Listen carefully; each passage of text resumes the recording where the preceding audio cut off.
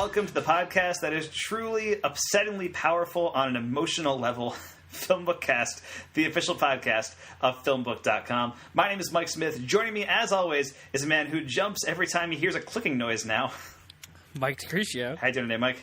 I'm great. I'm sad that you put me on blast like that, but but otherwise I'm fine. But also accurate, right? Oh, yeah. I'm not going to deny it. But I'm good.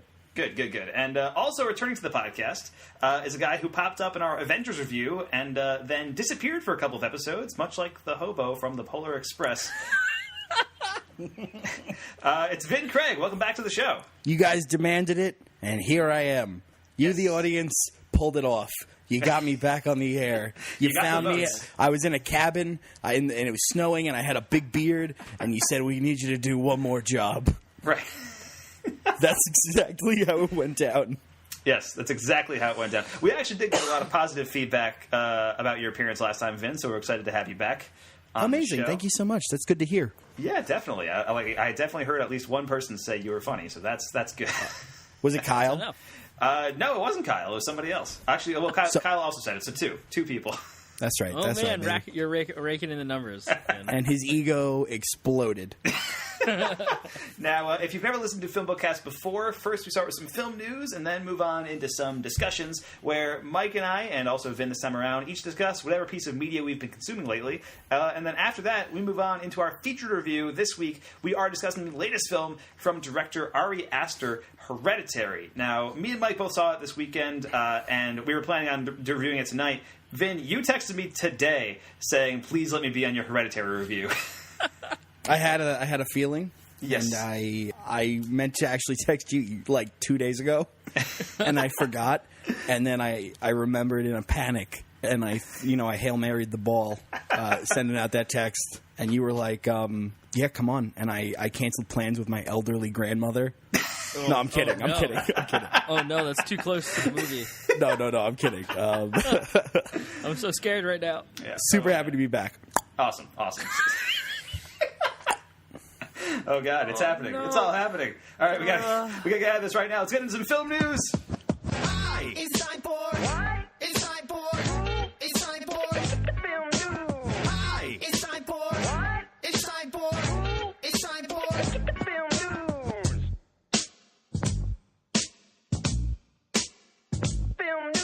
All right, it's time for film news here on FilmBookCast. Now, we've got a few things to get through today, and the first has got to be one of the most anticipated sequels of our age, right? I think Shrek 5, here we go. Coming in hot. Oh, God. You know what? I didn't even realize I was setting you up for a Shrek 5 joke.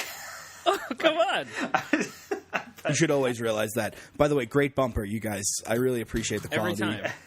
We sit and listen to it quietly while you guys listen to it. Yes. We all just sit here silently for a few seconds. Really soak in that bumper music, you know. Anyway, this highly anticipated sequel is not Shrek 5, but actually a few days ago, Tom Cruise posted the first image from Top Gun Maverick. It's officially happening. Top Gun 2 is actually a thing. Now they've been talking about making Top Gun 2 for a really long time. Like, probably the better part of a decade. I think Tony Scott was making it at one point, but because he directed the original, but then he died. So now somebody else is making it. Joseph Kosinski, the director of Tron Legacy, also directed Oblivion with Tom Cruise, neither of which I think are stellar movies. I was about to say, neither of which I think are particularly great movies, so there's that. I did hear he did direct Only the Brave last year, which was the firefighter movie with Josh Brolin, which I heard was pretty good. Didn't see, but I do think his movies are pretty interesting on a visual level, at least. So Top Gun 2 has that going for it. But anyway, yeah, it's just Top Gun in the Tron suits. Well, actually, it's funny that you mentioned that because it seems like it's going to be about drone pilots. So, oh shit! Yeah, well, I think it's going to be about drone pilots and how Tom Cruise is like, I'm the old guard, and like the old ways are the better ways. These young kids with the drones these days can't handle it in the field, and then he'll be right at the end, and he'll do some crazy shit, and then Danger Zone will play, and then it'll end. Now, would this be the original Danger Zone? It probably won't be, actually. Kenny Loggins is supposedly recording a new version of Danger Zone.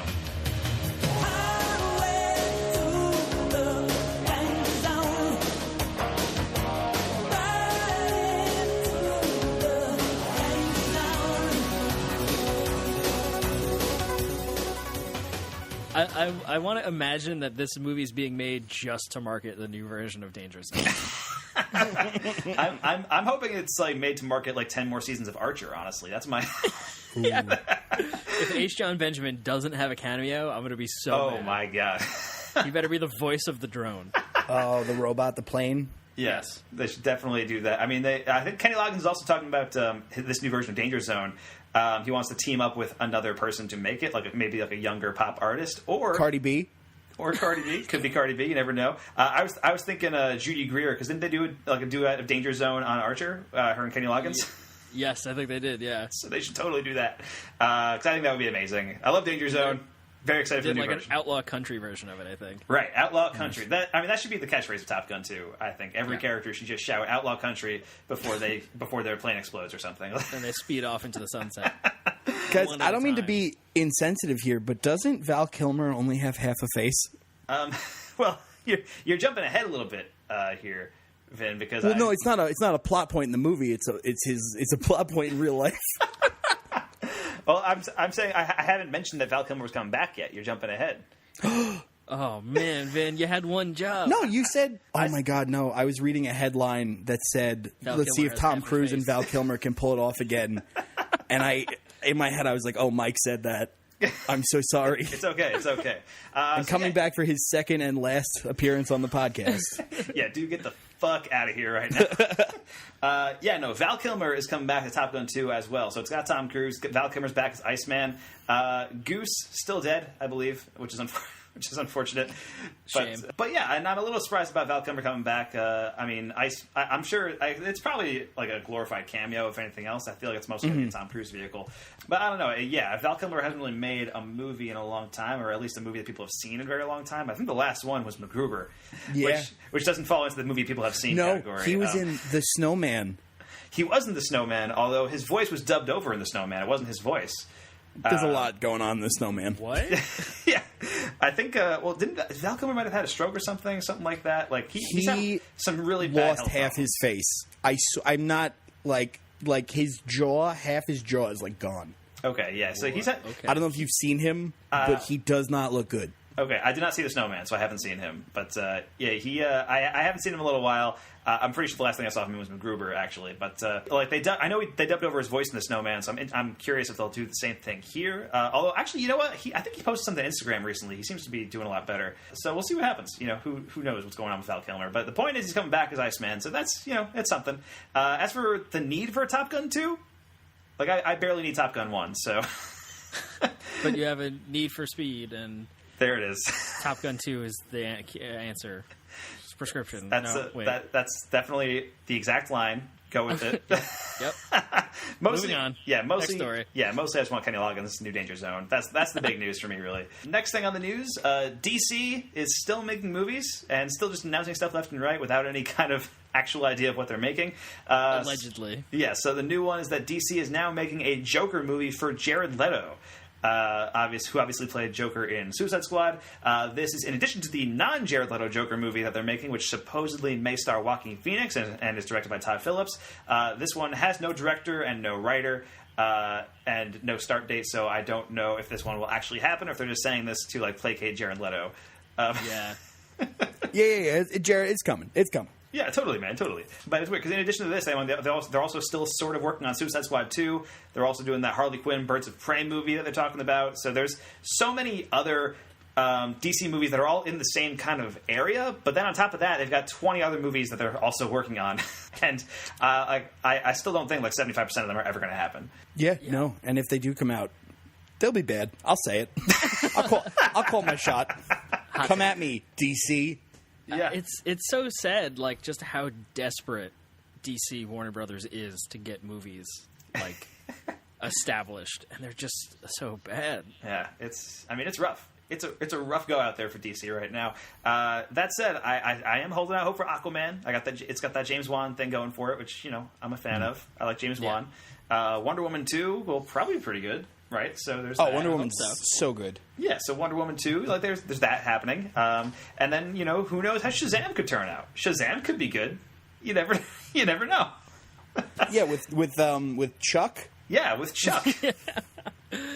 Yeah, sleeper hit Shazam. Yeah, you know how they cast The Rock as the villain in Shazam and then didn't put him in the Shazam movie? That's about the moment that I lost interest in the Shazam movie. I mean, because The Rock really should be playing Shazam, first of all. Like, I feel like there's no reason he's not. No, John Cena should be playing Shazam opposite The Rock's Black Adam. That's also true. That was a rumor for a while. And they should promote it with the same poster that they used to promote WrestleMania 25. They shouldn't even call it Shazam. They should call it WrestleMania, 30 or whatever. And just Photoshop in the costumes. Yes, it's just WrestleMania with superpowers.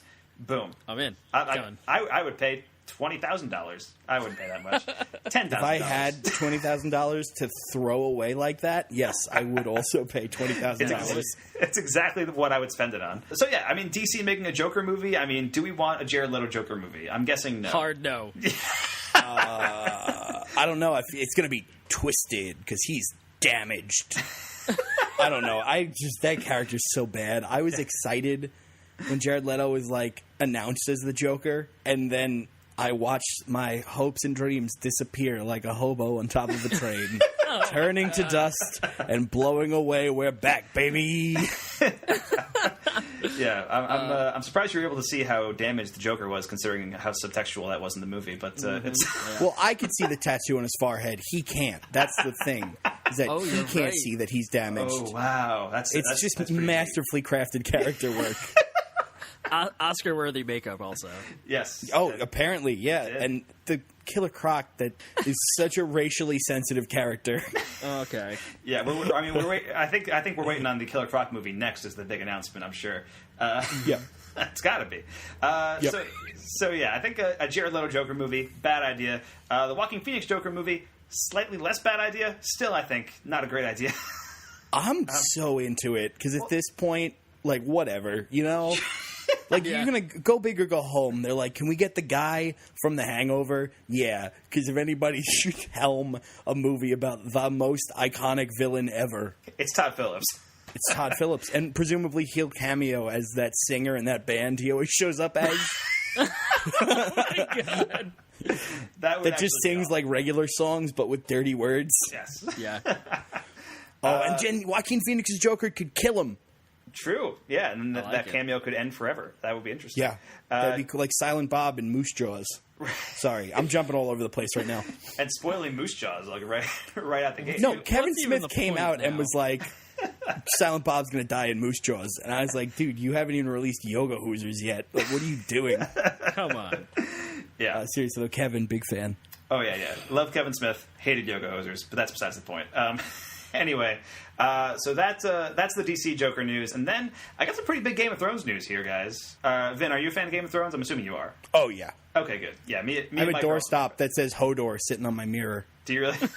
Yeah, I can actually get it. Hold on. It's an audio medium, so it's not. We believe you. He's getting it. He's getting it. Okay. Yep. He's standing up. This is for you guys. This is for the people at home. They need to see this. Yeah. Okay. Yeah. Oh, yeah. Wow. He's right. It does say Hodor. Yeah, I like it. He was not lying. So, okay, so you're a Game of Thrones fan, and so are we. So, obviously, Game of Thrones, hugely successful show for HBO, and HBO wants to keep that train running because Game of Thrones is almost over. They have one last season to go. So, they have been in the process of working on 4 different scripts that could all be spin-offs or prequels or what have you to the Game of Thrones mythos, and now HBO has finally ordered one of those scripts to a pilot phase, and it will take place 1,000, or more than 1,000, 10,000 years before the events of Game of Thrones. So basically, I don't think it will have much relation to Game of Thrones, other than it's also a fantasy show. Yeah. I mean, sure. I guess I'm in. Yeah. I mean, I don't know. I haven't read the books or anything like that, so I don't know much about the deep lore history within Game of Thrones, but I know there isn't a lot there. There's a whole history textbook that you can get. Yeah, like a Silmarillion, but for Game of Thrones. For young nerds, I guess. Yeah, for a modern Silmarillion. Yeah, I mean, it sounds a lot like Knights of the Old Republic, the Star Wars video game prequel that takes place thousands of years before all that. Knights of the Old Gods Republic, I'm going to call this from now on.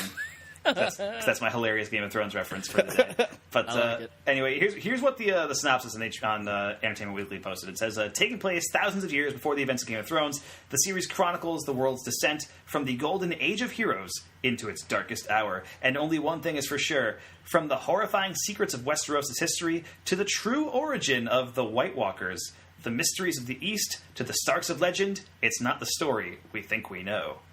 Ooh. Yes. right. As Okay. we know, prequels that show the origins of things we like are always good. So, Show me the thing I love as a baby. this is obviously a can't-fail proposition. I just feel like Knights of the Old Republic works because in Episode 1 of Star Wars, which is the first Star Wars movie that ever was released, Right. The Phantom Menace, the original. it's the first one. It's the Jedi, but there's only a couple of them left. So it makes sense to go back to the heyday when there's more of these cool guys. Right. With Game of Thrones, it's oh, remember Knights? Yeah, well, we got them, but just, further in the past. I mean, it's sort of the same. You can make the same argument. I think they always talk about the Black Watch and how their Night's Watch and how there's 100 of them left. There used to be tens of thousands of them, and all this stuff on the wall, and all these things. Right. I mean, if you want to make a good point, yeah, I guess that's fair. But that said, do we really need it though? I don't know. Yeah, I just want to keep printing that Westerosi money. Maybe. I mean, I'm a little cynical on the prospect just because I think we just reviewed Solo, a Star Wars story, and we had a lot of criticisms about that movie that were based around the fact that it was just, explaining origin things that I didn't care about. So to hear they are going to explore the true origin of the White Walkers, the White Walkers might just be more interesting as this malevolent force that we don't know that much about, So we'll see what happens. I mean, I'm interested in it. It's Game of Thrones, so I'll probably check it out. I'll watch it. Yeah. Also worth noting, Jane Goldman is the showrunner of this show, and so she has been Matthew Vaughn's writing partner for a number of years. She co-wrote Kick-Ass, the Kingsman movies, and a lot of good stuff. So I'm interested in that aspect of this Game of Thrones show, and that perfectly segues into my final story for film news. Captain Segway strikes again. That was flawless. Thank you.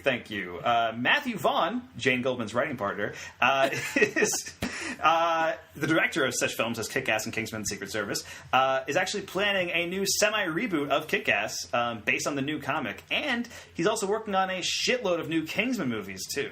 So I wanted to bring this up a little bit because I think it's kind of interesting, but also because, Mike, you and I talked about Kick-Ass a few weeks ago for The Complete Works. We just got to that episode for our Nicolas Cage podcast. Okay, you cunts. Let's see what you can do now. Eeny, meeny, miny, mo.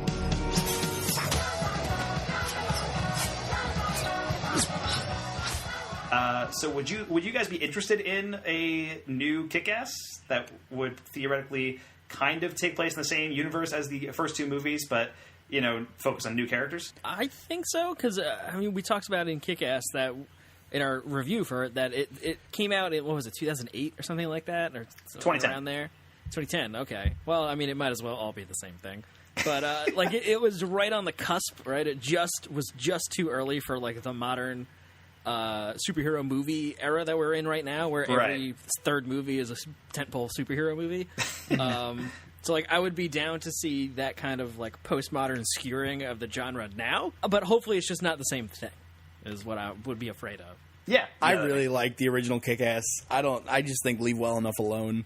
Are they going to bring back Aaron Taylor Johnson? I don't think so. I think it's going to be focused on the new comic, which is based on, and I don't know that much about it, but I think it's based on a new character who is inspired by Kick-Ass, who kind of takes on the mantle. So there's that. Also, Matthew Vaughn's talking about doing a Hit Girl movie too, which that would be okay. That would be cool. Into that, yeah. I think the boat is the ship has kind of sailed on that. Whereas I feel like if Chloe Moretz was still 12 years old, I'd be like, yes, do a Hit Girl movie, make this happen. Now that she's almost 20, it's the novelty is worn off a little bit. I feel like. Well, she's busy remaking every horror movie ever. Because she was in Let Me In, and that's the one that I can think of. No, she's in Let Me In. She was Carrie, and now she's going to be in. They're remaking Suspiria. Oh shit, she is in that. Okay, yeah, you're right. Yeah. You're right.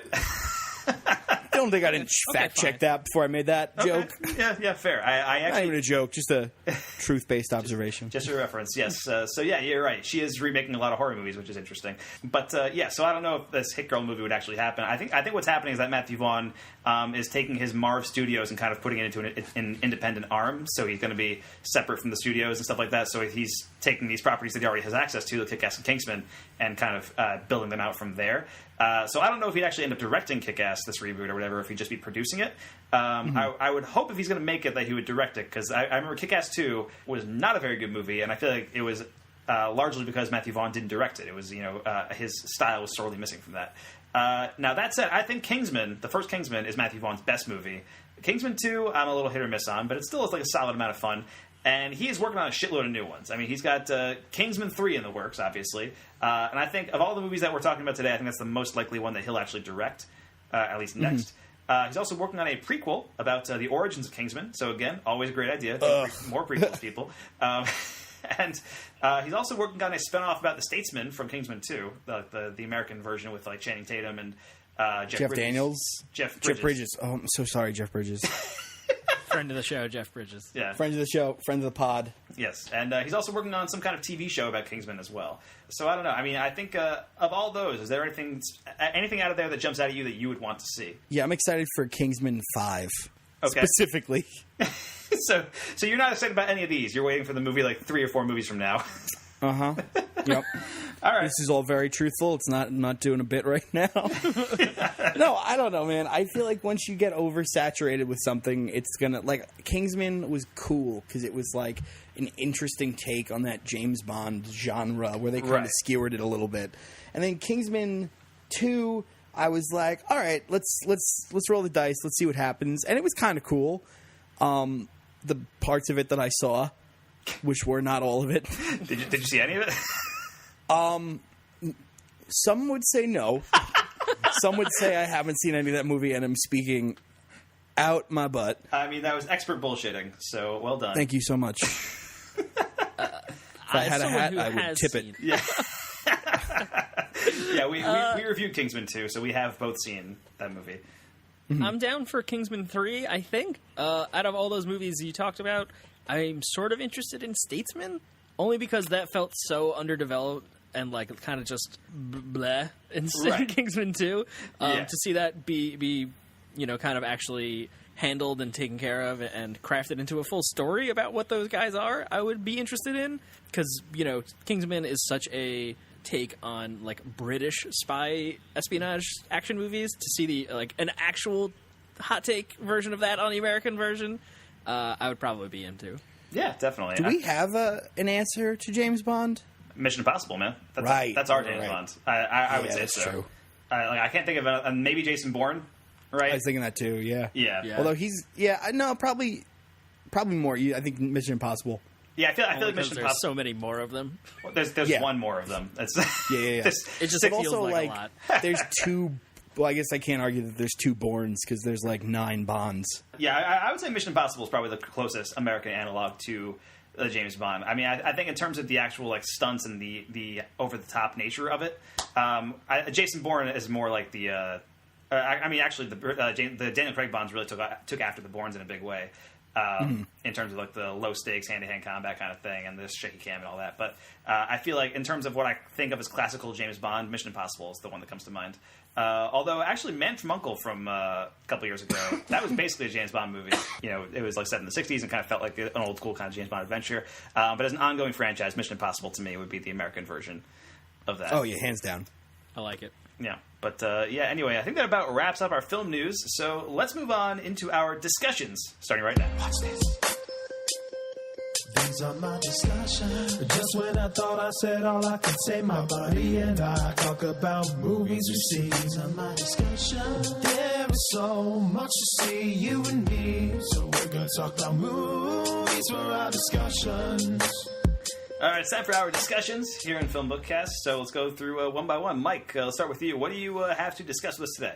I have actually a few things to discuss. 2 I'm going to mention real quick. First one, I finished American Vandal. Mike, you forced me to watch the whole season. I finished the back 5 episodes or whatever it was. Oh my god, if you like true crime documentaries, this is the perfect send-up of that genre. Netflix roasted themselves. Good job. Yes, so fucking good. Yeah, incredible. Second thing is I watched L.A. Confidential for the first time, which is a kind of a neo-noir, well, I guess it's just neo-noir, whatever. It came out in the 90s. Yeah. Kevin Spacey, Guy Pearce, oh my god, everybody. There's a million people in it, so many I Russell forgot. Crowe, Kim Basinger. Russell Crowe. Yeah, that's the one I forgot. The grandpa from Babe, he's great. Oh, James Caan? James Cromwell. James Cromwell. I wish James Caan was in this movie. But yeah, dirty cop, detective, 1950s movie. Great, awesome stuff. Watch it. Yes, great movie. But the big thing I want to talk about, or the main movie I want to talk about, is 1979's Quadrophenia.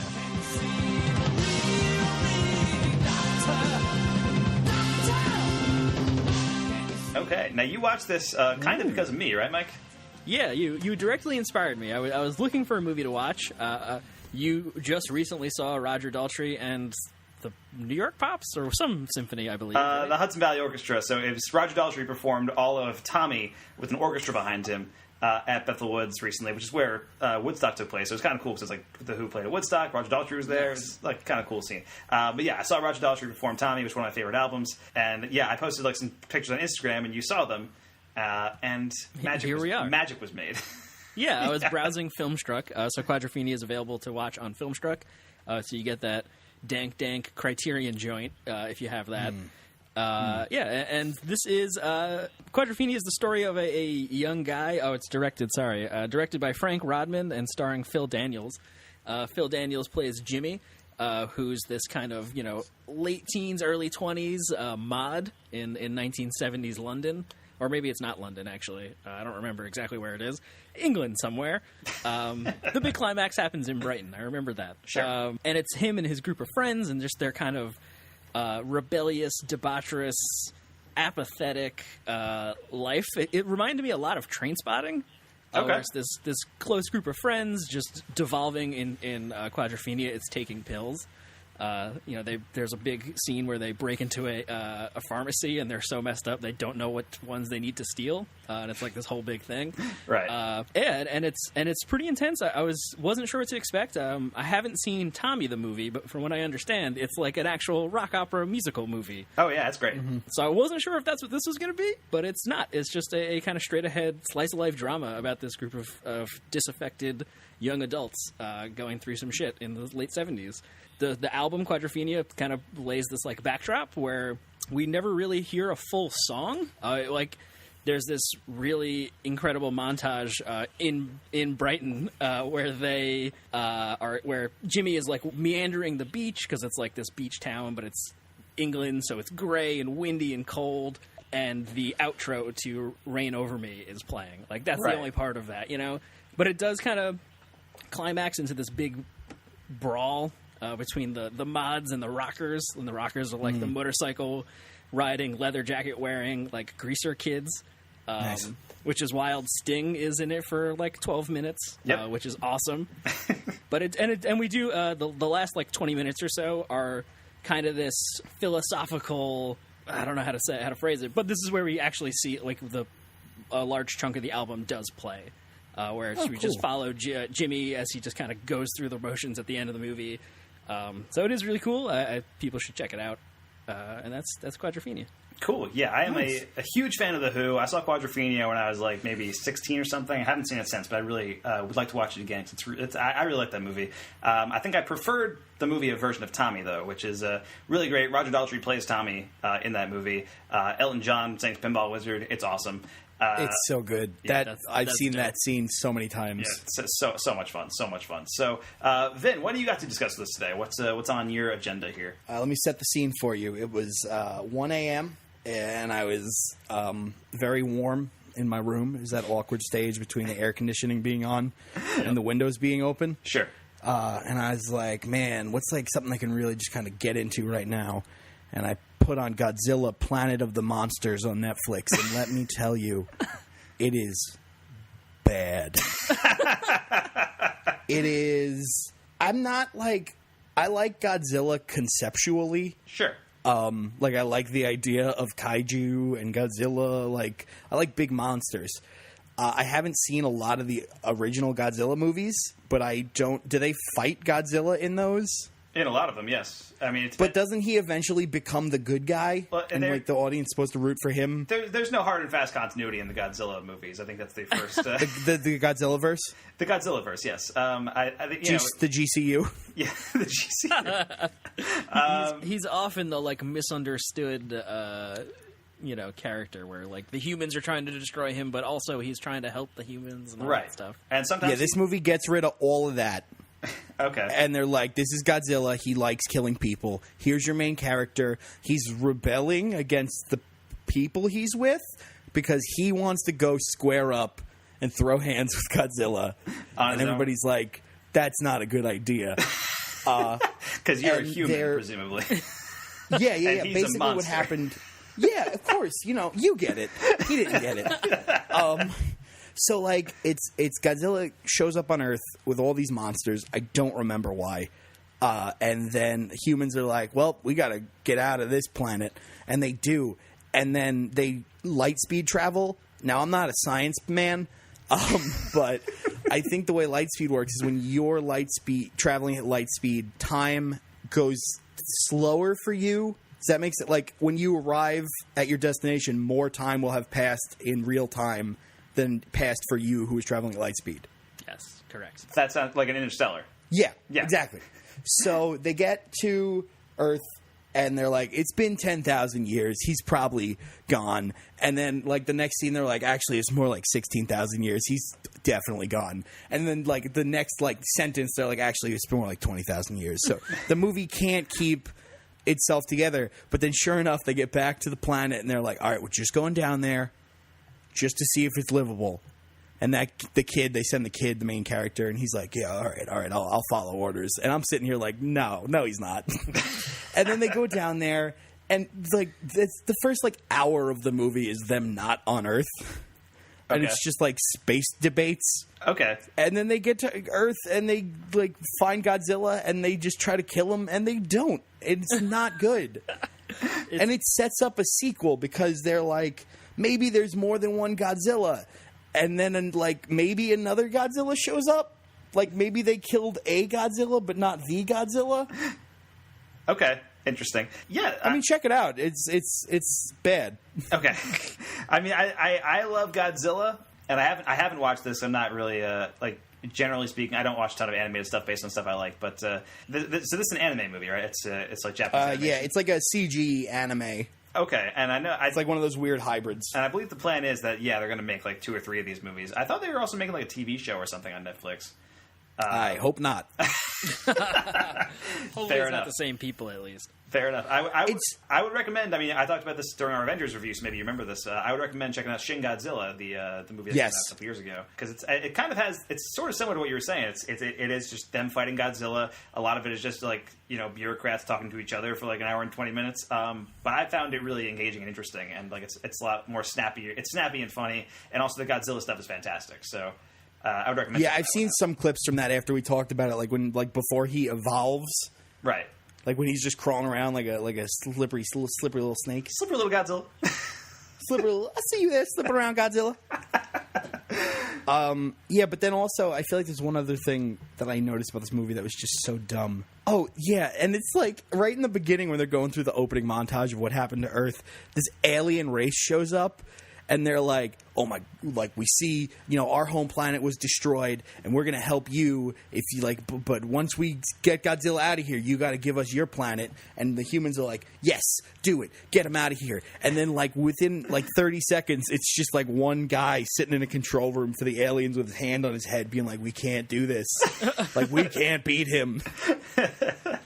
Amazing. And Godzilla seemingly can travel anywhere in an instant. Yeah, that's always been his thing. That's fair. So there was that movie. Also, Game Night with Jason Bateman and Rachel McAdams. Yes. Incredible movie. I'm going to call it right now. We're halfway through the year. I'm going to say it's probably going to end in my top 10 on the year. Wow. Yeah, I also like Game Night a lot. I saw that a few months back. I talked about it on the podcast, I think. But yeah, super funny movie. I actually just bought it on Amazon on Blu-ray because it's like $10 right now. So... if you're looking to take advantage of a super good deal, it's What a well deal. worth it. Yeah. And we don't even get any cut for that. Like, we don't get any of that money. Right, yeah, we don't get any of that sweet game night Blu-ray money until now, Yeah. maybe. Maybe. Amazon looking at you. Use coupon code FilmBookCast at checkout for an error message saying that's not a valid coupon. By the way, this podcast is brought to you by Squarespace. Squarespace, really beautiful. All right, Paul Scheer. Anyway, I've got a few movies I wanted to discuss today, and they're all recent stuff. The first is called Upgrade. Can I have everybody's attention? I'm looking for the guys who murdered my wife.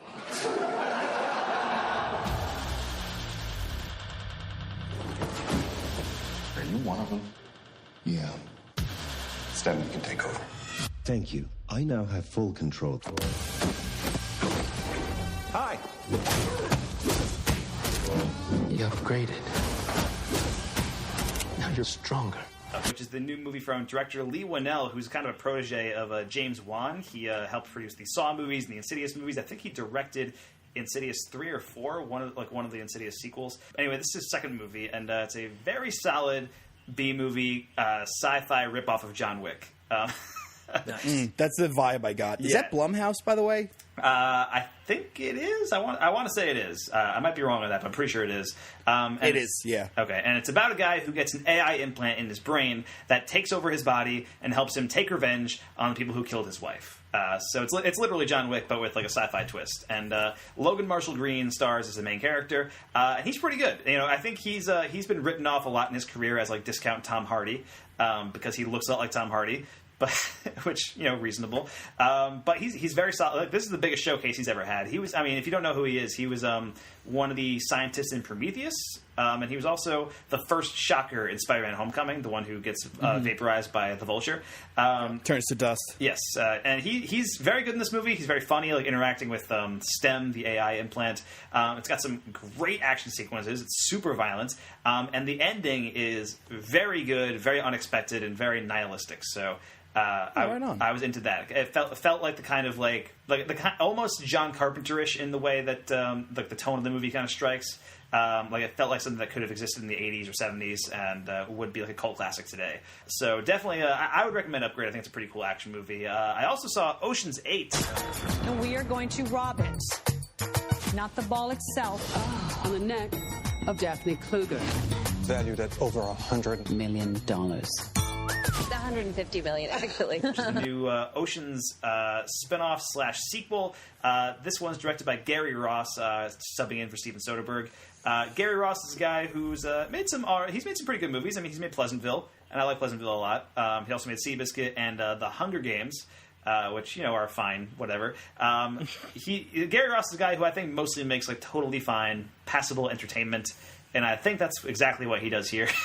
You know, I enjoy it. So this is the all-female reboot of Oceans. I didn't even mention that before, but this is an all-female team. Sandra Bullock, Cate Blanchett, Anne Hathaway, Mindy Kaling, Rihanna, Awkwafina, Helena Bonham Carter, and Sarah Paulson.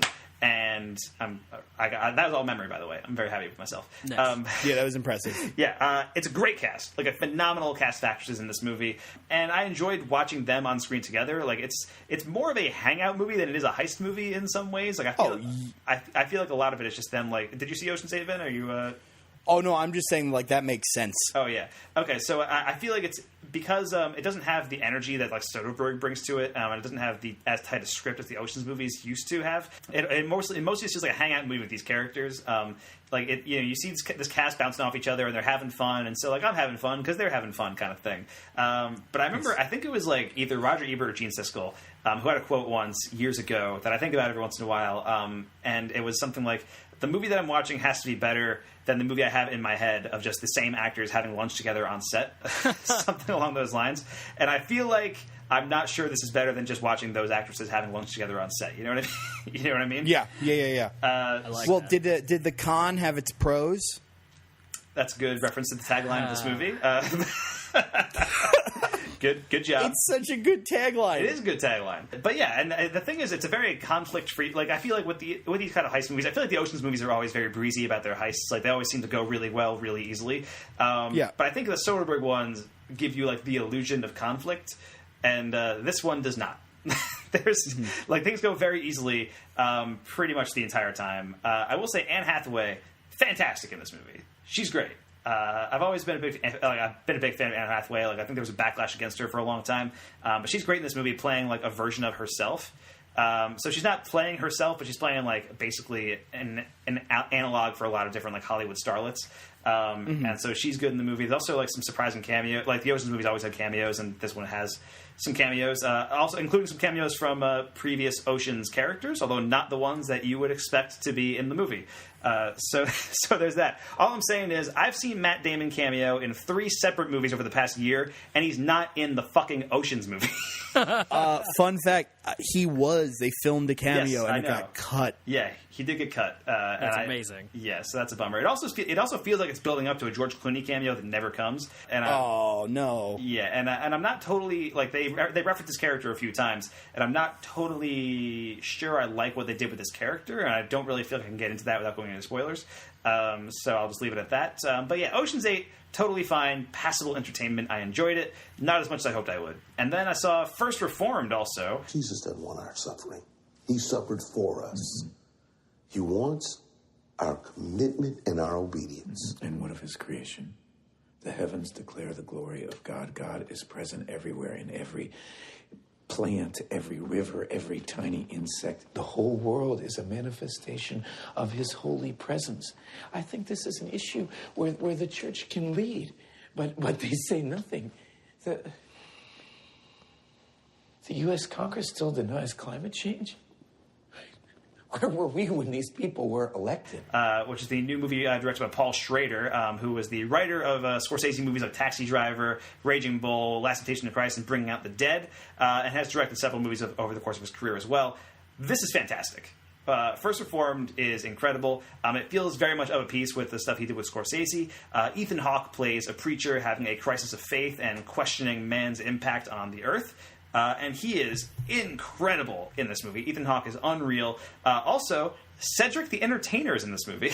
I heard that. And, this movie opened with the opening credits, and it said, like, starring Ethan Hawke, Amanda Seyfried, and Cedric Kyles. And I was like, wow, I wonder who Cedric Kyles is that he gets top billing with Ethan Hawke and Amanda Seyfried. And then the movie, like, rolls on, and suddenly Cedric the Entertainer pops up, and I was like, what? Because I was taken aback, and then I realized was this his first billing as not Mr. the Entertainer? First time I've seen him as not Mr. the Entertainer. So there's that, and he is please. Mr. the Entertainer was my father. Call me Cedric.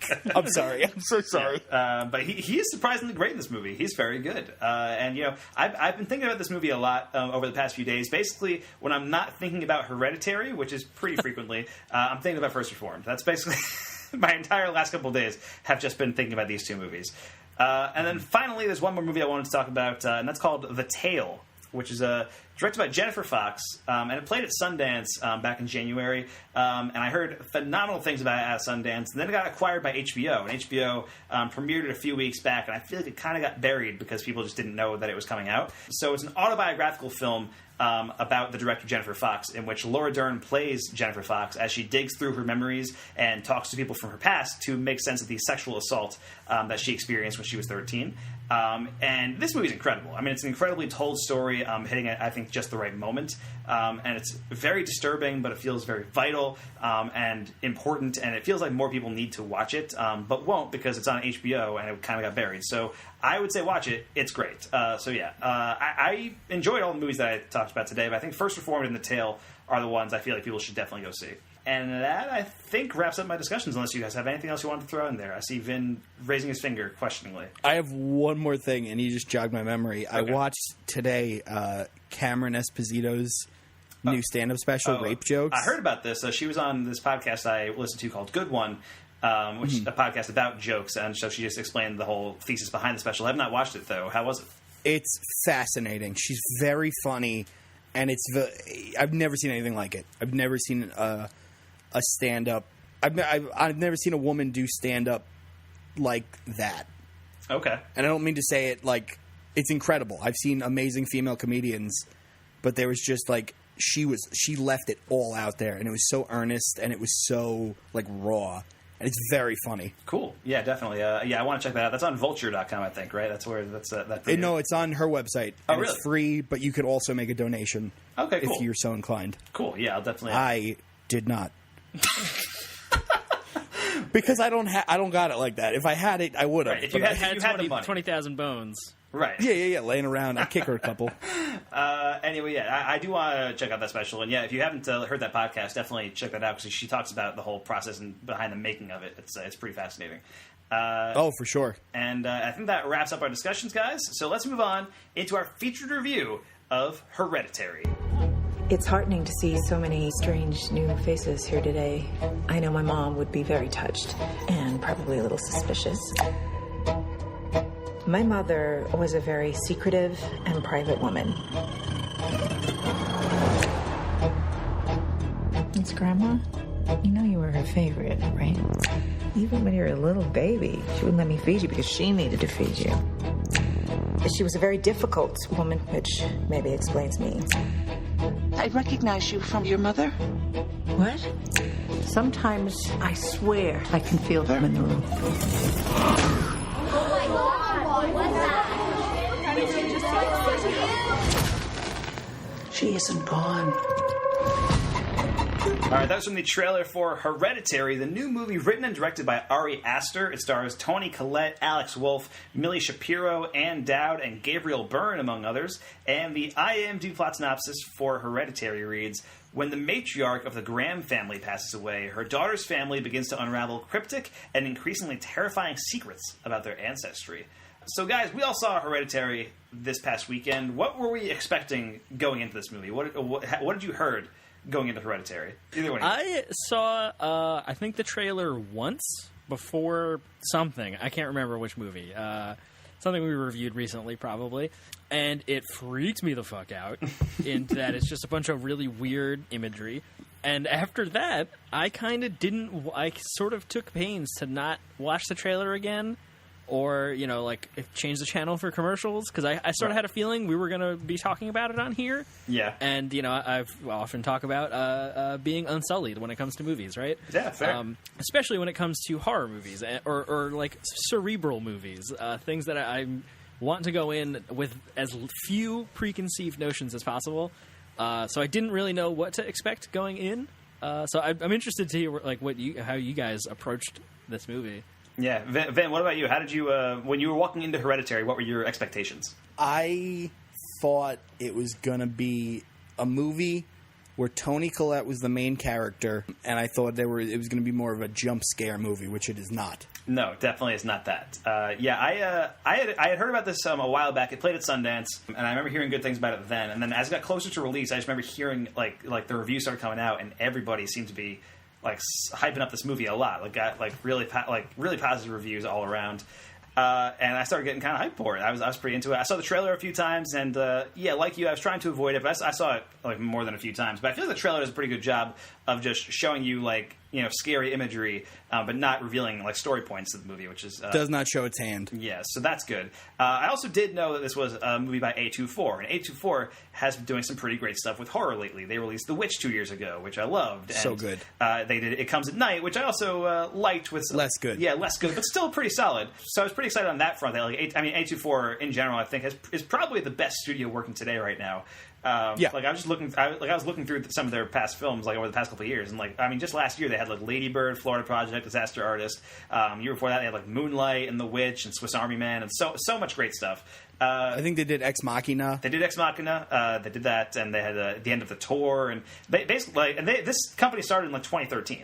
This is only 5 years old, and they already had a best picture winning movie under their belt. And several other nominations and stuff like that. They did Room also. Yeah, I was pretty excited for Hereditary after all that.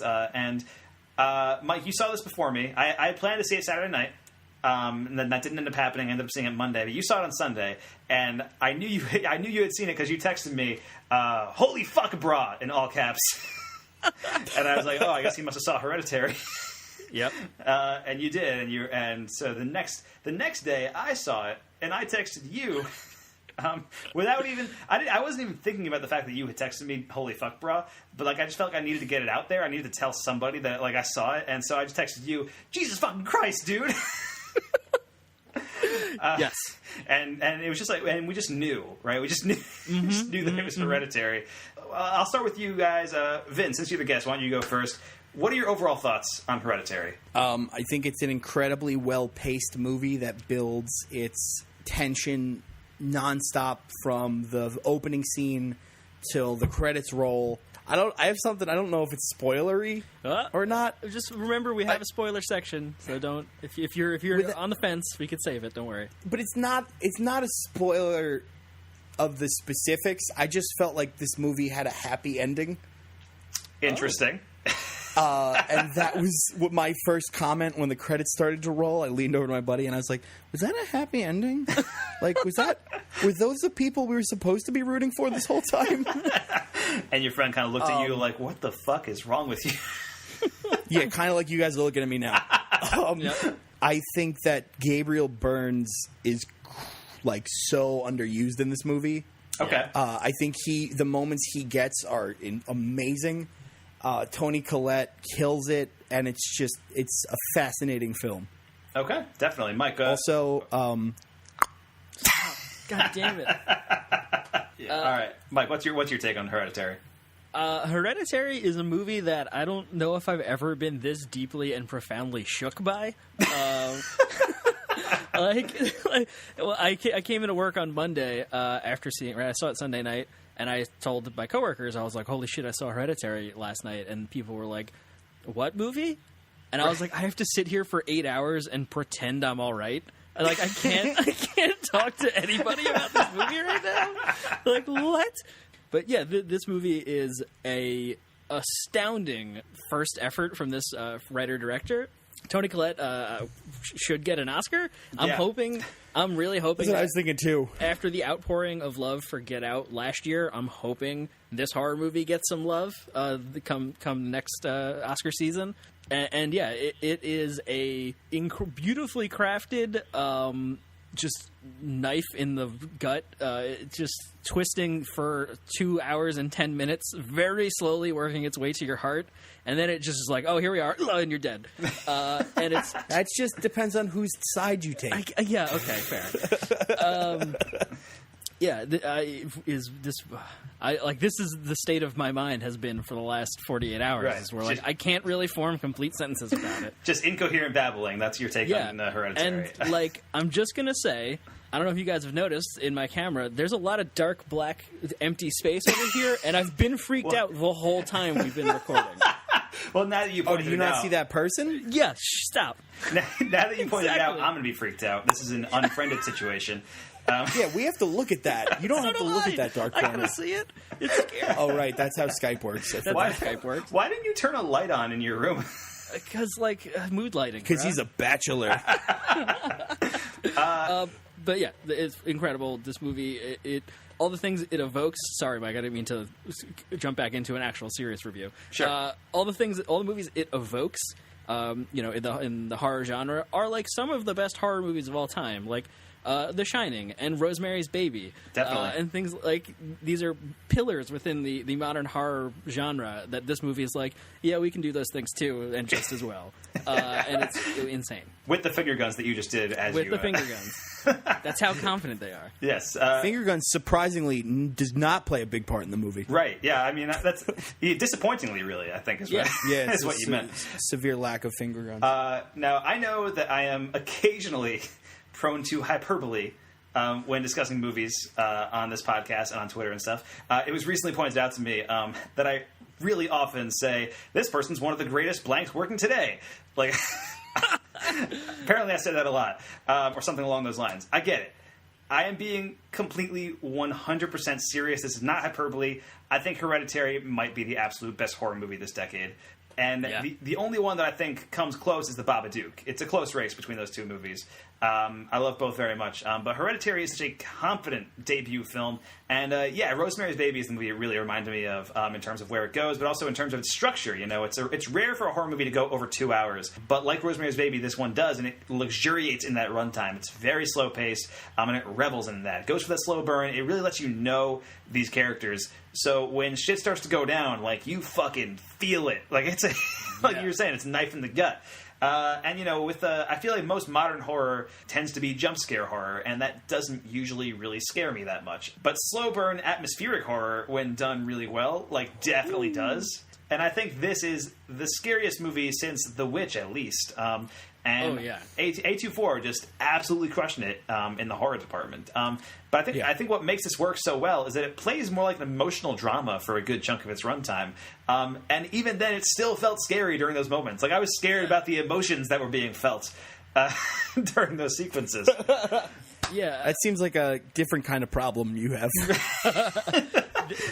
I forgot about Babadook. To bring up as another comparison, or another movie that it evokes, which honestly is a movie I am too scared to finish alone. I have only seen the first half of that movie. Oh wait, seriously? Yes. I think you told me that. I thought you had finished it though. No, I haven't found someone to watch it yet with.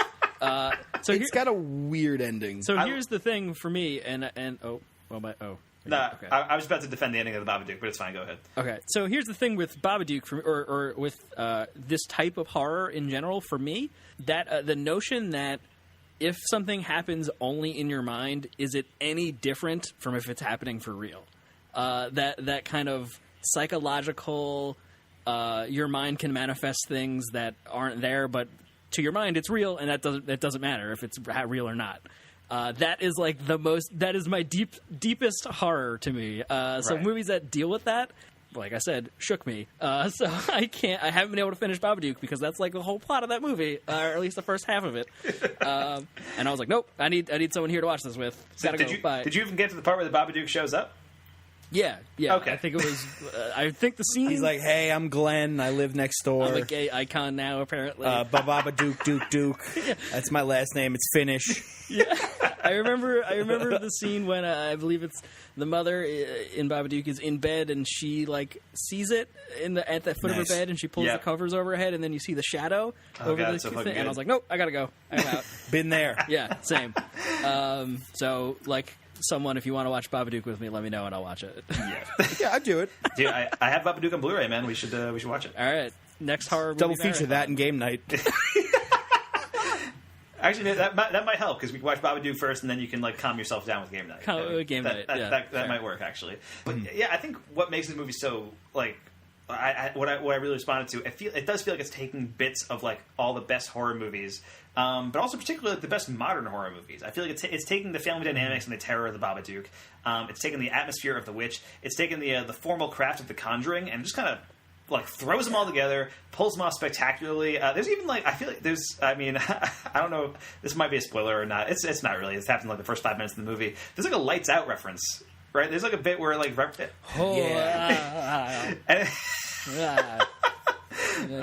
I just spooked Mike. Sorry. Why is this all here? Oh, Mike, who is that? Mike is motioning behind the. Himself. Sorry, I motioned to all this negative space in the frame that I'm sitting in. This is just audio. Move closer to the camera. Let me just do. Oh, there we go. Problem solved. Just turn the goddamn light on, Mike. I moved into the middle of the frame. Problem solved. Just go out, buy a lamp, get a light bulb. I see a lamp in the frame. Keep the sound rolling. You want to know the best part? There's no light bulbs in that. Oh God, that's scary. Actually, you should, Mike. If you cut out suddenly, just text me or something. Let me know. Remember the ghost that one time? Yeah, do we ever talk about that on the podcast? I'm not sure that's a podcast history joke for anyone that. Yeah, so there was this one time, me and Mike were about to record a podcast. I think it was a FilmBookCast. We had set up. We were getting our Skype call ready, and then suddenly a bunch of shit started happening at once. Where my computer just suddenly crashed and went into it started making this weird noise and just went into this weird white screen. While at the same time, this photo just appeared on Mike's desk. Of himself when he was in 7th grade or something. And there was some kind of power outage or something. All this happened in the span of 2 minutes. And Mike got too scared and we couldn't do the episode.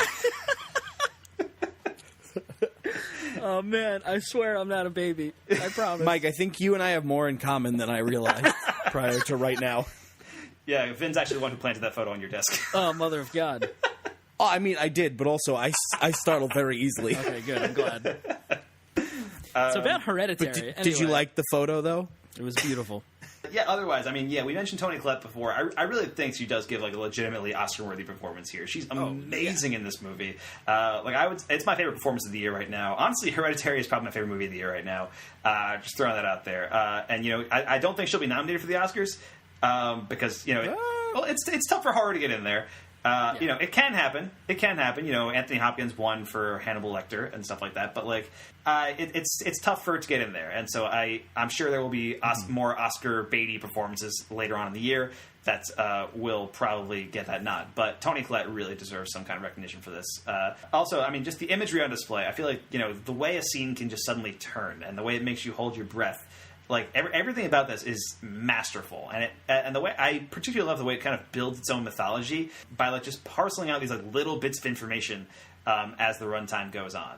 So it's all foreshadowing towards the big reveal, but it never feels like it's forced in there or anything like that. It just feels like an organic part of the story, and then it all kind of pays off later on in the movie, and it's like, oh wow, this was that and this was that, and it all comes together. It's pretty cool. Yeah, I really love the control of information in this movie because I feel like everything is there the whole time, and it doesn't. It somehow manages to reveal or give you the one piece of information you're missing that lets everything connect, without feeling like an M. Night Shyamalan twist, where it's not like, oh shit, and it completely changes everything about the movie. Even though it does that, but it handles it like everything else in this movie. It is just the most subtle version and way to get there. Right. But it's also that I think it's a more of a revelation, some of the things, at least for the characters, than it is for us as the audience. Because, I can't get into it that much. I feel like that might be now. the key. What the Shyamalan twist? It seems like an outside piece of an information for the audience rather than makes logical sense for the characters. Yeah, right. This is stuff that we kind of had, and then the characters find out, and you're like, oh, yeah, right, exactly. I will say, if there is one weak link in the movie, I would say that it is Alex Wolff, the kid who plays Peter, who, by the way, is one half of the Naked Brothers band from Nickelodeon. Just throwing that out. No, shut up. Yeah, so there's that. Crazy car is in that movie? Yeah. Are you kidding me? Which is funny, because he actually drives a crazy car in the movie, but it's... Well, okay.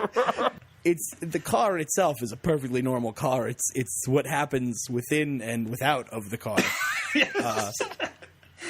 That makes it a crazy car. Yeah. It is a crazy car in perpetuity, but not so much. That's not even how you would use that word. But sure, Mike. Just anyway. When they built it, it's a perfectly functional car, right? That makes sense for a family to own. That's my point. Right, exactly.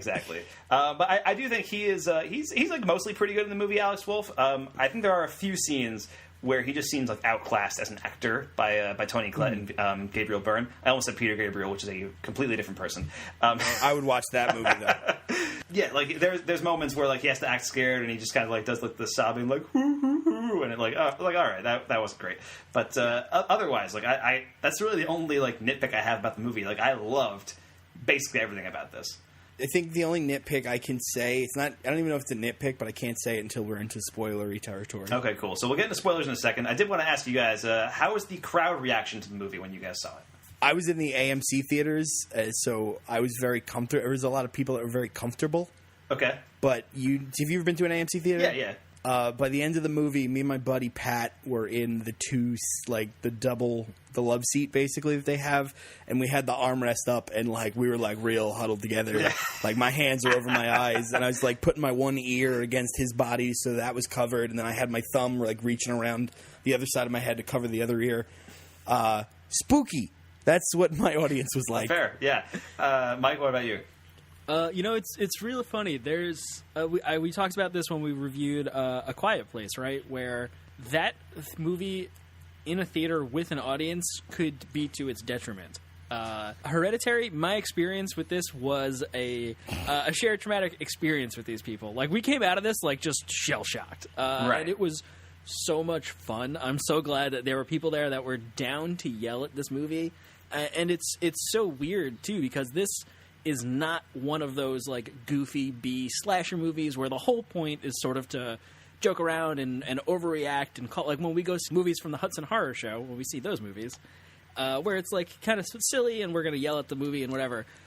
This is like not that. It's real. It's serious. Shit is intense, but it pulled that expression out of all of us, where we're yelling.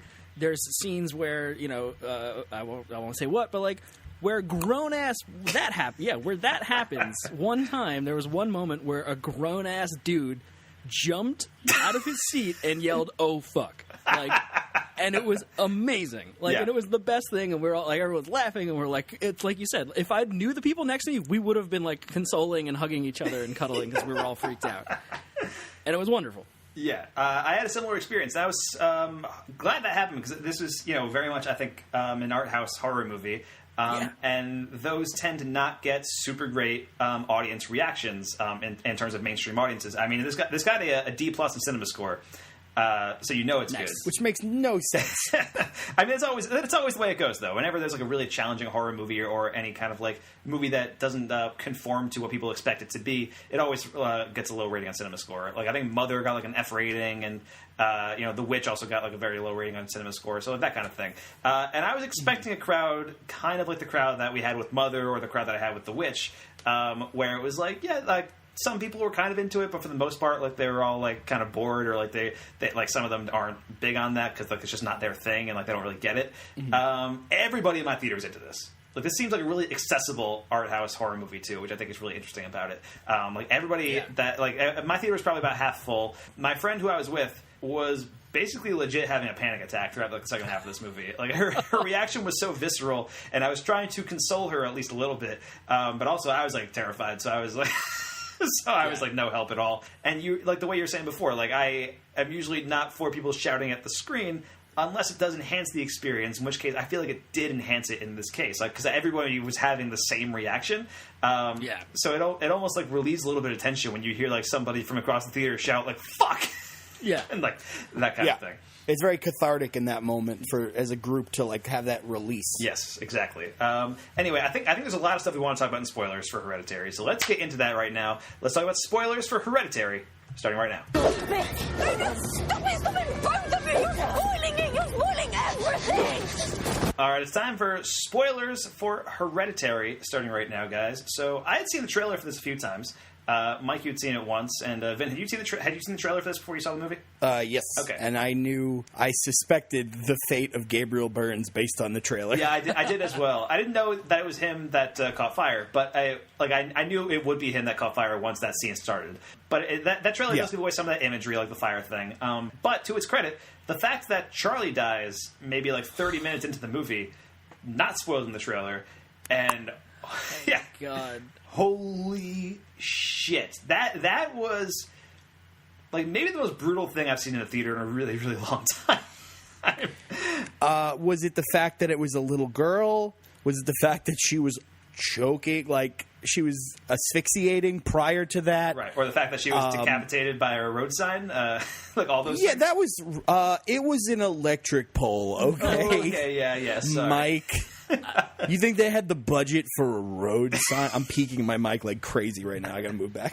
I think it's all those things. And it's like what Mike talked about earlier, where we just spent half an hour with this character who's possibly the main character up till this point, other than Tony. For Act 1, she is, yeah.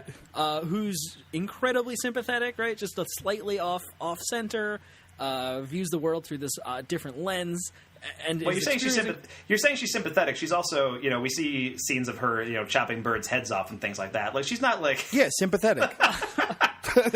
Okay, have you guys not done that? That's fair.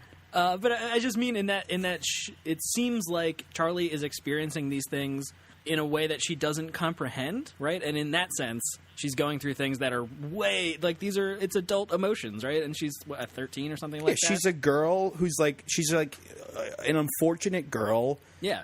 Like who lost her grandma. Right. I don't mean unfortunate in like a bad way. Okay, real quick. Just what was the casting call for Charlie like? Were they like looking for girl who looks slightly off, good at clicking? Good at clicking. Good at clicking. That was more of a must Well, I do than anything. I do know that the girl who played Charlie also originated the role of Matilda on Broadway. That's her other like big credit. Yeah.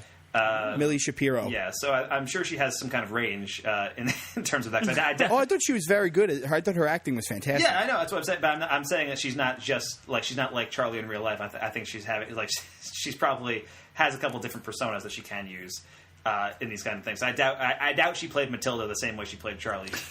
You know what I mean? Oh, I hope she did. Oh, I would love to see that rendition of Matilda. I mean, Matilda is kind of a horror movie, like if you think about it. But yeah.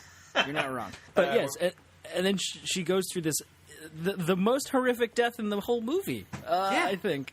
Well, okay. Yeah, I think... I mean, I think the suddenness of it makes it the most horrific death in the movie. Okay. Shocking, it's because she's a child. It's the most. It's definitely the most shocking. Yeah. But also because she's a child who we've spent the past 30 minutes with. Right. Yeah. It's pretty messed up, and there's a lot of stuff going on there. But it also, I think, what I love about this movie, there's a lot of like throwaway lines or character building stories that happen early on. That just seem like they're there for detail, or they're there to like enhance the story at the beginning, so you get to know these characters a little bit more. But they end up paying off in major ways, like the mom sleepwalking, or one of my favorites, the fact that Joni's doormat looks like the ones that the grandma used to stitch, which is a throwaway line at the beginning. And she's like, "Oh wow, that's weird. It looks just like the ones my mom used to make." And something that you forget about by the end, where it comes back and it turns out Joni knew her grandma knew the mom the entire time. And it actually was her grandma. Oh, see, that read to me, though, like right when she was like, oh, these look like the things my mom used to make. I was like, huh. That's going to come back hard. No, I agree with that, but it is such a throwaway line. It's yeah, for sure. For sure. And as soon as Ann Dowd shows up, like she has to do like something, like she has to be involved in something fucked up. Like there's no way she's not. But I'll tell you the moment that I knew this movie was a masterpiece. Like I was loving it for the first like hour and a half or whatever. Like I was super into the movie. I was loving it. And then there's that one shot after Tony Collette has been possessed, where Peter wakes up in his bed. And the reason I'm afraid of all that negative space right now. Yeah. And Peter wakes up and there's so much headroom. It's like a very far away shot. You see the entire room. And you can just barely see the silhouette of Tony Collette on the ceiling in the corner. And it just holds on that shot for like 30 plus seconds, and it's motionless. You're just looking at that silhouette, and you're like, oh my God. Oh my God. I was waiting for them to rack focus. They never did. They never did. It's just there. And it's long enough, like, where you, like, at first, you might not notice it's there, Like, I noticed it pretty early on. I saw it. Yeah, I got there pretty quick. Yeah. But maybe my favorite part about this movie, one of my favorite like cinemagoing experiences of all time now, I think, is watching that shot and seeing my entire theater like collectively realize that it was there. It's when you hear the first person go, oh, then you're like, what did I miss? Yeah. You hear. I heard like one person be like, oh my God, and then like another one go, oh God, and then another one went like, oh no, and it was just, until there was just like panic in the theater. Yeah, I mean, in my theater, in that scene, that same similar thing happened. That that shot, nobody really reacted a whole lot, and then one person literally yelled, "Oh shit, the corner!" and everyone went nuts. Like the whole theater was like, "Oh my God!" Like, and we went nuts for 30 seconds. It was wild. Like it might be my favorite movie experience. Like, it's so silly, but that's amazing. Yeah, like it was like we were all in our living room together, and we were all friends watching this movie. Yeah, nice. And it's just relentless. Like from that point on, like that entire climax, like going from there, like cutting away, like seeing her scurrying across the wall, and like you see her in the corner again later on, and you see her, and you realize like what's about to, because that's such a great like the fact that you see her at the beginning like set up in that silhouette is such a great like you saw it once, you're like, oh well, it can't happen again, and then it does happen again, you're like, fuck. Oh no. And that second time's really long too, when he's in the living room. Yeah, the second time where you have Mike. Oh, sorry, his screen cut out for a second. I'm here. To make sure you were okay. I was not taken by the. Hey Mike, what's that in your corner? Stop. I think slightly the two scariest moments for me were immediately after the first silhouetted corner shot, where you see that naked old man in the closet, who was the guy, I think, from the funeral in the beginning. That would make sense. Because there was a guy standing next to the casket who Charlie has a moment with. Yes. Oh, yeah. And he's got that same smile. Yeah, you're right. And I was something off about him in that scene, and then you see just him in the closet, and then you see his ding dong. It gets scarier as it goes. Yeah. But that's and then the next, which I thought was even the most disturbing, was when Toni Collette was banging her head on the attic door. Oh yeah. That for some reason struck such a chord with me. I don't know why, but that terrified me. Yeah, no, there's an incredible shot. Like it's just a visceral shot too. Like it's just her. Well, they were going. doing that saw thing. Oh my god! Also, the scene where she finds Charlie's body. Oh yeah, in the attic. I was that's the grandma's body. Oh, that's grandma's body. Yeah, you're right. Oh, yeah. The scene. More on that Close later. up on Peter's face while his mom screams in the distance. Yes. Yeah, because he kills his sister, kind of, and then he just walks in the house, and you're like, yeah, kind of. Accidentally, though. She shouldn't have put her head out that window. Okay. I mean, she was choking to death, so there's a lot going on, guys. You know what? There's a lot. He did like force her to eat that chocolate cake. He did. He's like, go get some of that nut cake. Yeah.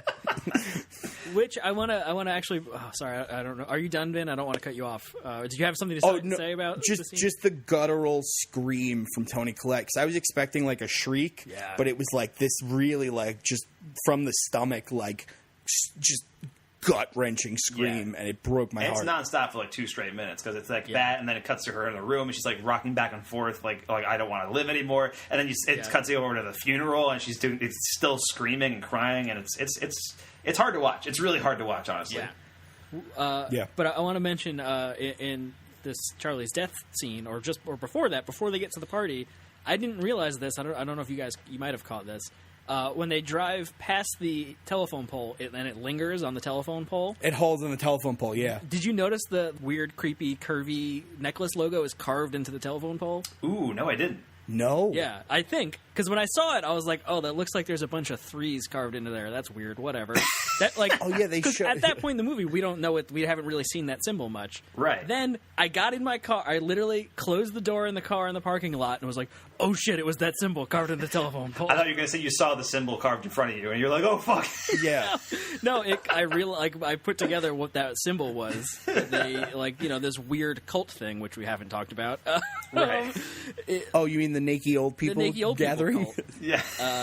It turns out Grandma was the leader of like a death cult kind of thing. Right. It was very Rosemary's Baby. It was very House of the Devil. Honestly, I thought about that movie too when I was watching that. Oh, I haven't seen that. I still want to watch that. Okay, that's a pretty good. That's another one with a very slow burn, and I think it's worth it to get to the payoff, but it's not nearly as well done as this movie is. Right on. But I think it's a pretty solid movie. But it does have a similar ending to House of the Devil and Rosemary's Baby. Also, kind of has the same ending as The Witch, weirdly enough. Yes, that's what I thought of the most. It does. That's actually, I was like, it's kind of like The Witch, but not so long ago. Yeah. Especially the moment after Peter has jumped out the window, right, at the very end, and he is possessed, and he stands up or whatever. Or he's I think he's still laying down at this point. And we see Toni Collette's headless body float up into the treehouse. Yeah. I was like, 1, terrifying. 2, I was like, oh, it's the witch with the coven. And the witches all fly away at the end. Yeah, he gets up into the treehouse, and he's possessed by Charlie, and it's very much the would you like to live deliciously moment. That's basically what it is. They're out of frame talking to him. Paimon. He's Paimon at this point. Paimon, something like that. To backtrack, it ends with Peter throwing himself out a window to avoid the naked demon people, and he gets knocked out. Who are in his attic. And he gets knocked out and then possessed by Charlie, which was their plan all along. And then he follows his mom's headless floating corpse into the treehouse, where Joni is waiting, along with a whole lot of headless followers, and they crown him or her, him/her, their new god, Paimon or whatever. And then the credits roll, and you got to think, like, maybe they weren't that bad, Well, it's so weird, that moment when Peter stands up and he does the tongue click. Right. I was like, oh shit, it's Charlie, it's not the demon. Like, thank fuck. Like, right. I was so relieved in that moment. Only to have the movie just like rip that out of it. Just like nope, Charlie was the demon by accident. Now it's oh my god. But Charlie was the demon the whole time is the assumption, correct? I believe that's the case. Yes. So when Charlie was and the demon, the all-powerful demon Paimon, was allergic to nuts. That really sounds like Digimon's name, doesn't it? It does. It's Piedmon. That's what I kept thinking of the whole time. I was waiting for them to say it. Yeah, but I mean, they talk right. It's another one of those throwaway lines where Charlie, in the very beginning, after the grandma's funeral, is sad, and she says, "Well, Grandma always wanted me to be a boy." Right. Oh yeah. Oh my god! Like, and then at the end, we find out Payman prefers a male host. I'm like, holy shit! Like, it totally changes everything when you get this reveal at the end that Charlie was the demon the whole time. Yeah, but that's the thing. It was so good. But what I think makes this work so well is that they establish really early on that this family has a pretty strong history of mental illness and things happening with the family. Like the brother had schizophrenia and committed suicide, and the grandma was messed up, and the dad was messed up, and all that stuff. And so you have this kind of the movie's called Hereditary. These hereditary traits that can pass down from parent to child.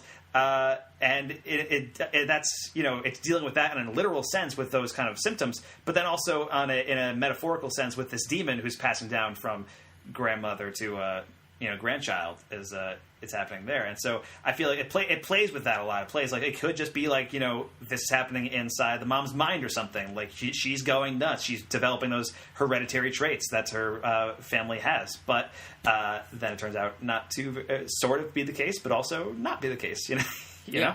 This one I didn't catch. I had to read an article that pointed this one out.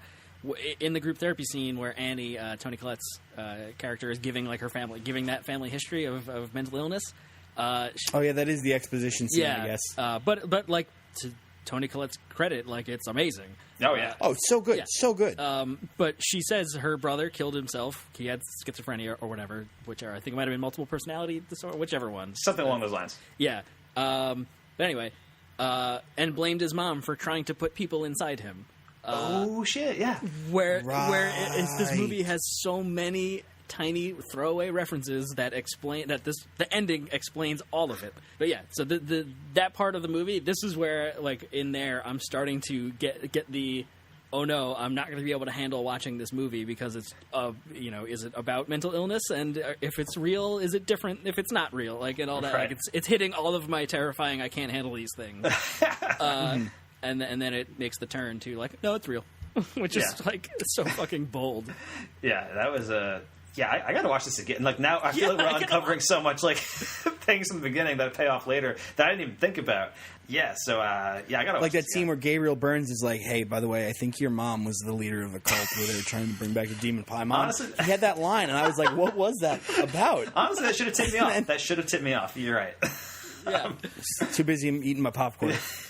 I have a question for your guy. What's your take, either of you, or both of you, I guess, on the miniatures and whether or not this movie is even happening at all, I guess? Because we go inside the miniature in the first opening scene, and then the movie starts. I think that was just a stylistic choice as far as that goes. I think the movie actually happened.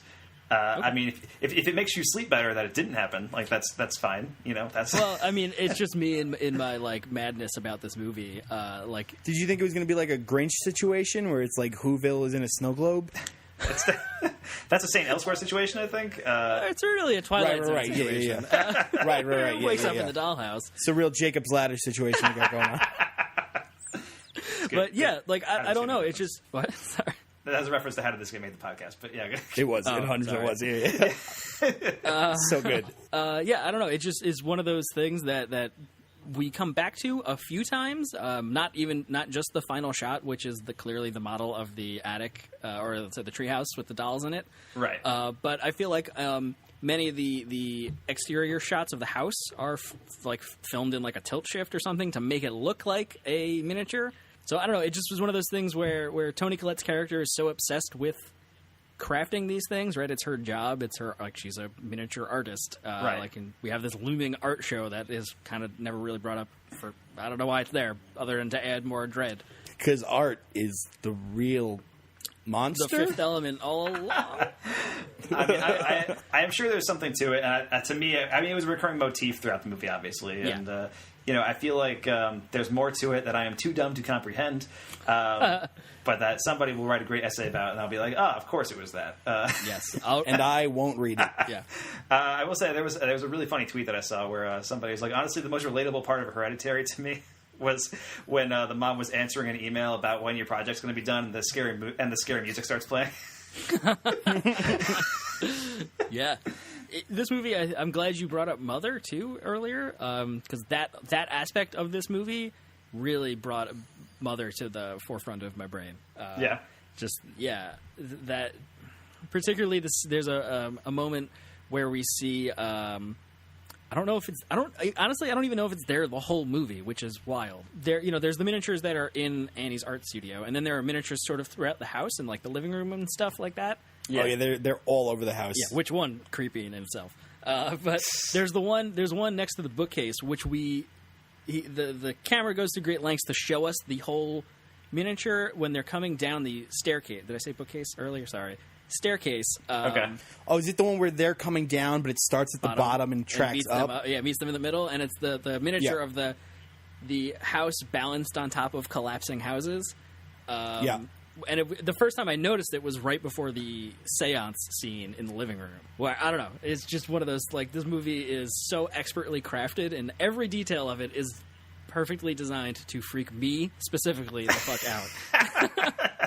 Well, yeah, actually, there was the interview with the director where he was like, there's this one guy. On Long Island. The demographic for this movie is one person. I'm gonna fuck with Mike. And that's it. His name is Mike. I'm excited to listen to this podcast where he's just going to be, like, terrified. Yeah. It's going to be great. But yeah, we should talk about the seance scenes, actually. There's two big seance scenes in the movie. Yes. The first one with Joni introducing Toni Collette to the seance, and then the second one where they summon Charlie. And the first one I thought was, I mean, they were both really effective. The first one, though, like, felt like, I loved it so much because it felt like exactly how I would react if I was in a seance and stuff started happening. Yeah, for sure. One thing I'm glad they didn't do, too, and this I think plays into that feeling, is that as an audience, you're like, I was half expecting Joni to be like, all right, now this is going to work, and then it just not work for a while. Right. But pretty immediately. Yeah. And I think that makes it even more relatable to how Toni Collette reacts. Right, yeah. Like, her immediate reaction is like, what the fuck? Like, I need to get out of this right now. Like, stop it. Like, let me out. And I feel like I would be the same way. I'd be like, nope. Yeah. Not doing Shut this. it down. Yeah. Especially because somebody comes up to you, they're like, come see this seance. I'm like, yeah, all right, let's see what happens. Yeah. Yeah, okay, lady, let's go talk to your grandson. And I love that at least that scene at least begins lit by only a match and a candle, and the slow fade in of the background light was awesome. But yeah, that scene was wild. I do love that, in that moment, Toni Collette, Annie is just like the audience, right? Or like you said, Mike. Like, yeah, this isn't gonna. Okay, whatever. It's not gonna work. And up until this point, we don't know if any of this shit's happening for real to Annie and her family, right? This is all still.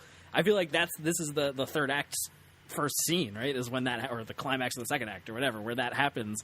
Where the cup moves for real, and we're like, nope, we're in fucking Ghost Town for the rest of this movie.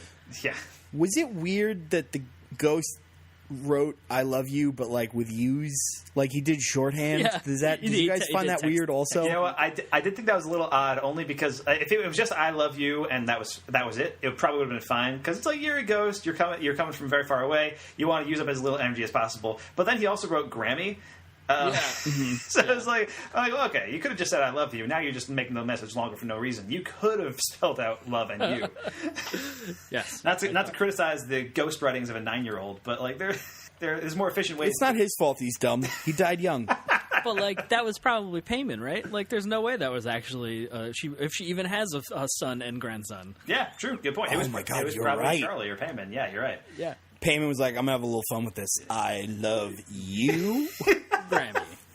Yeah, Grammy. I gotta sell this shit. Because he's the trickster. He's a trickster guy. Right. He's Loki, basically. Way less charming. Way less charming than Loki. A lot more surrounded by naked people, too, than Loki. As far as we know. Yeah, that's true. As far as we know. As far as we know. We don't know what went on at the Grandmaster's planet. You're right. Exactly. But and then there's the second seance scene where, Toni Collette has apparently already summoned Charlie. Like, we see that happens off screen, apparently. And so she, like, brings down Peter and the husband, Gabriel Byrne, and she makes them do the seance thing. And Peter's going along with it because he really wants to make things right with his mom, because they had been, like, fighting, like, nonstop this entire movie. And it's brutal. Like, well, she did try to kill him when he was younger, also, yes. It's revealed. Sorry, I just remembered that. That did happen as well, yeah. So there's clearly always been something off about Toni Collette's character, and which feeds into the mental illness thing of this movie. But, she doused them in, like, lighter fluid or something, or paint thinner, and like was thinner. about to light the match, and then woke up when she was sleepwalking. But yeah, then like obviously Peter feels tremendous guilt for basically killing his sister, and so he's going along with the seance thing, like trying to be like, yeah, sure, yeah, and then it happens, and he freaks the fuck out. And Gabriel Byrne's like, nope, not having any of this. Yep. Because again, you think it's not going to happen. You're watching this movie with the expectation that she's going to try to do this and it's not going to work. Yeah. And then they're like, nope. It's going to work too well. Yeah, and then she starts speaking in Charlie's voice and stuff like that. It's freaky, man. Oh, it's freaky. Did not like that. Yeah, and I think that scene, at least up to a point, is one take from when they come down the staircase. A lot of the scenes in this movie are like just one take, or like really long takes, which adds to the slow burn. Oh my God, something terrible is coming. Tension for so much of this movie. Mike, why'd you make me see this? I think we've successfully broken Mike's pre-show, so that's great. The entire goal of this podcast. Oh God, our plan. Who thought it would be this one and not the complete works? Right. Interesting. Yeah, interesting. So yeah. Who would have thought making you watch like hundreds of Cage movies wasn't going to destroy you? This is the one that did. Otherwise, other stuff in the movie. So many decapitations, guys. So yeah, the bird thing really starts a long-running trend. Yeah. The bird is really the foreshadowing of obviously Charlie gets her head knocked off in the car, and we didn't mention this, but just the shot of her head on the street. Oh, with the ants, is so gross. And then later on in the movie, when in the climax, when they have her head on the dummy, with the crown. Oh man, yeah, it's fucked, man. But yeah, so there's that. But then obviously you see the naked people that are also decapitated, and then Toni Collette floating in the air and cutting off her own head. I love that after he jumps out the window, you hear the yes, and then the thud of her head hit it. Yeah, just from a sound design standpoint, that was done so well, so good. That I feel could have been done in a way that made it funny. Not that would be, but you know what I mean? That sort of sound effect where you're that sounded cheesy. It could have been boing. Exactly. Yeah, boom. Yeah. And the payoff of the broken piano, right? Yeah. There's that scene, right? Earlier in the scene where it's this classical piano crescendo crash when right before Peter comes down the stairs, then the climax at the end. And it's the piano's knocked over. Which, okay, that explains that kind of funny horror trope moment. And she uses a piano wire. That's what she's using to cut her head off. Yeah, man. Yeah. It's really, this feels almost like an Edgar Wright film where everything is set up and paid off spectacularly. you know? The only thing we didn't get to see, and honestly, if they ever made a sequel to this movie, this is the story I'd be interested to see. Hereditary. Hereditary. Running in the family. The sequel to this is Ratatouille. Yes. Of course. Yeah. But there's this girl that Peter has a crush on. Right. And he goes to her party. And just imagine the movie from that girl's point of view. That's the film I want to see, where she's there's this kind of cute guy, he came to my party, and then his sister ate some nut cake, and then she got decapitated, and then he smashed his face on a desk and broke his nose in front of everybody, and then he disappeared forever. Oh my God. That's the story I want to see told. Yeah, the Hereditary sidequel that explains her story. I'm into it. Yep. I'm definitely into it. All right, I think we should probably wrap this up because we've been talking for a while. Is there any final thoughts about Hereditary that you guys want to impart on the listeners today? Oh, okay. So, all right. Oh yeah, you had a story, Mike. I had a story, right? So I saw this Sunday night. Came home, was getting ready to go to bed. Nope, a lot of dark corners in my room. Scared instantly. No matter what you can. No matter what. I got 4 corners even actually. All of them dark. Scary times. And I had an empty water bottle on my nightstand, right? And I had my fan on. And the fan on oscillate. At one point, I was half asleep. It must have been 1:30, 2 in the morning. I figured out in the morning. Blew the empty water bottle off the nightstand, and it landed cap first on the metal base of the lamp next to my bed, which surprisingly sounds like freaked me the fuck out. I swear to God, I woke up like, boom, awake. That was it. Like, I basically slept for like 2 to 3 hours Sunday night. Oh, my God. That's horrific. Sorry, my darling mother brought me a water. Nice. I'm jealous. Oh, man. Terrified. That's crazy. Yeah. I'm so sorry you went through that, Mike.